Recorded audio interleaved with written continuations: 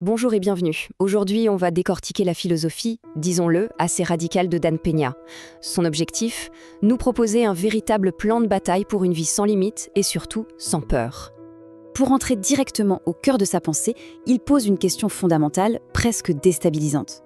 Et si on avait peur de rien? Mais alors, vraiment de rien. Ni de l'échec, ni de la faillite, ni même de la mort. Il faut s'arrêter un instant et imaginer les portes que ça pourrait ouvrir.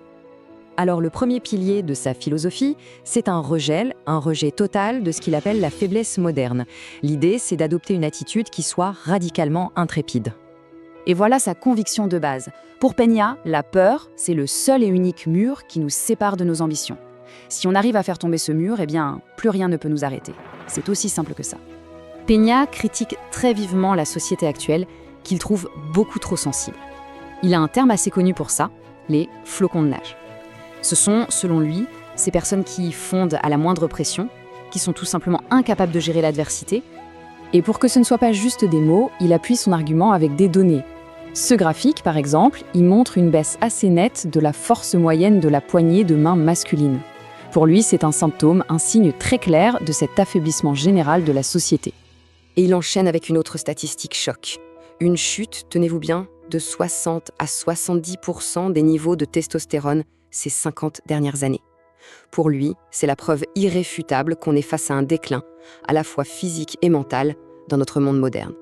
Bon, une fois la peur éliminée, comment est-ce qu'on fixe ses objectifs? C'est ce qu'on va voir maintenant.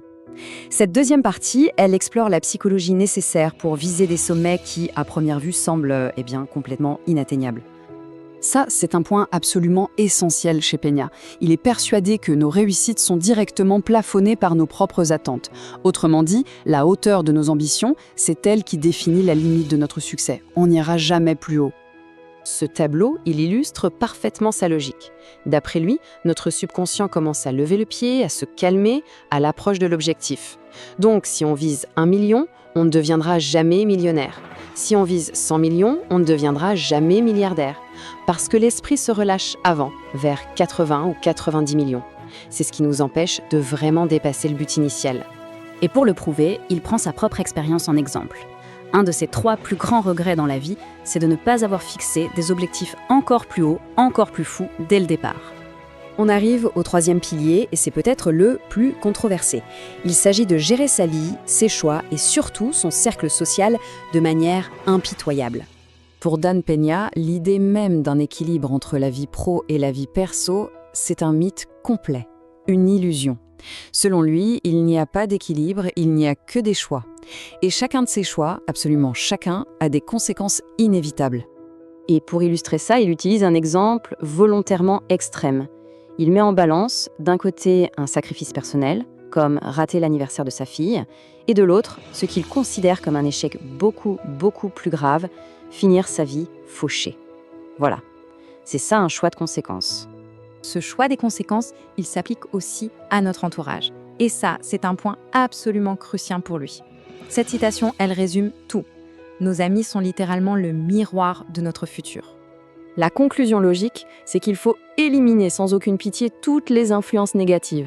Ça va des amis peu ambitieux, au pessimisme ambiant, mais aussi aux freins qu'on a à l'intérieur de nous, comme notre propre culpabilité ou la peur de ne pas être comme tout le monde. Tout ça, c'est bien beau en théorie, mais concrètement, comment on l'applique? C'est le sujet de cette section, les habitudes, les rituels concrets et non négociables qui sont requis pour passer à l'action. Premier point, et c'est le plus important, l'action prime sur tout le reste. Peña soutient que lire des livres, écouter des podcasts, sans jamais rien faire derrière, c'est juste une forme un peu plus sophistiquée de procrastination. L'apprentissage passif, pour lui, ça ne mène absolument nulle part. Alors, il propose 3 habitudes très pratiques. D'abord, ce qu'il nomme pas d'approbation tacite. En gros, ne jamais laisser passer des bêtises ou des absurdités sans les dénoncer sur le champ. Ensuite, la règle du coucher de soleil. Finir chaque journée avec un bureau propre et une boîte de réception vide. Et enfin, un système de rapport quotidien inspiré des briefings de l'OTAN pour suivre ses progrès, ses défis. Et pour définir ce que lui entend par engagement, il raconte souvent cette anecdote, assez frappante. Il se serait présenté à une réunion en fauteuil roulant, avec une perfusion dans le bras, quelques jours seulement après avoir frôlé la mort. Pour lui, voilà, il n'y a pas d'excuse. L'engagement, c'est inconditionnel. Finalement, toutes ces idées, toutes ces habitudes, elles nous mènent à la conclusion de sa philosophie. Et pour lui, tout ça, ça se résume à une chose, un devoir. Le devoir de réaliser son plein potentiel. Peña est convaincu que la très très haute performance, ce n'est jamais un accident. Il prend souvent l'exemple de Tiger Woods ou des sœurs Williams en disant qu'ils ont été littéralement programmés pour le succès dès leur plus jeune âge. Et il soutient que n'importe qui peut appliquer ce genre de programmation de manière intentionnelle. Et c'est cette croyance qui soutient tout le reste. C'est presque une vision spirituelle de la vie en fait.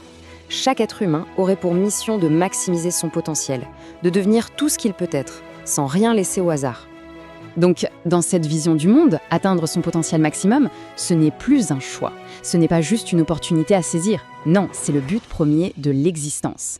C'est une responsabilité fondamentale. On termine donc sur cette question qui, en quelque sorte, retourne toute la philosophie de Peña vers chacun d'entre nous. Une question qui invite à évaluer sa propre trajectoire, mais à l'aune de son potentiel maximum. Est-ce qu'on est en train de devenir tout ce qu'on peut être ?